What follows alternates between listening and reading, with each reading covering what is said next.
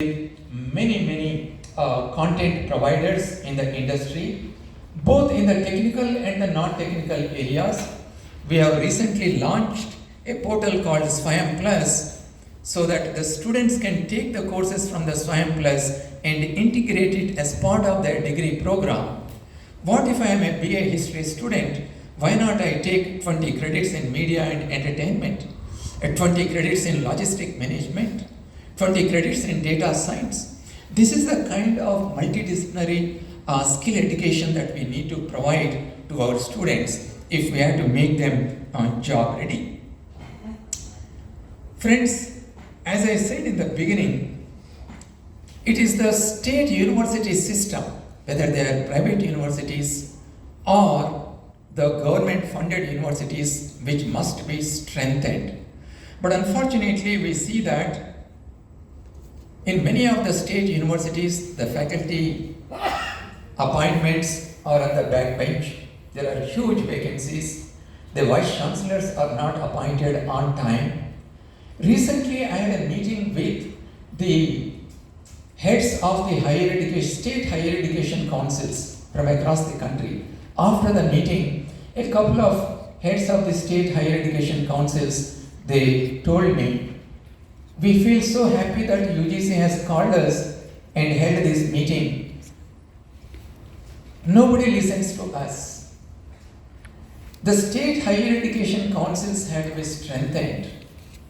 Why not they be the entities which can provide funding to the state universities instead of the state governments directly funding the state universities?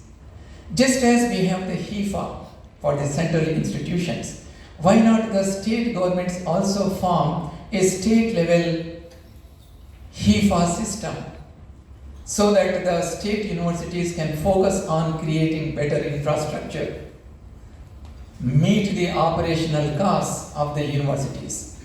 Friends, there is a greater need to strengthen the state universities. The state universities also have to work on better industry-academia collaboration. We have introduced the Professor of Practice scheme. I know in Telangana, nearly 75 Professor of Practice have been appointed in the state universities. This number has to grow up. This is how you can approach the industry. You can have a window to see what is happening in the industry and build better rapport with the industry. Having said that, industries also have to come forward.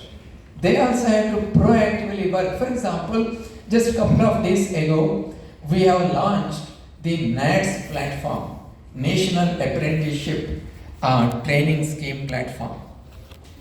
All of you, the industries, have to be part of this NADS scheme. Every head of the educational institution should ensure that your students are onboarded and then a matchmaking happens. This is how we can transform. Otherwise, as was mentioned by Professor Rao, we will only keep talking. Even after 25 years, we will keep talking unless we take risks, unless we face the resistance that comes in the system and keep implementing. My dear friends, there are many things that need to be done. We have the biggest demographic advantage in our country, and unless we speed up our efforts, unless we all work together, there is no way we can transform our higher education.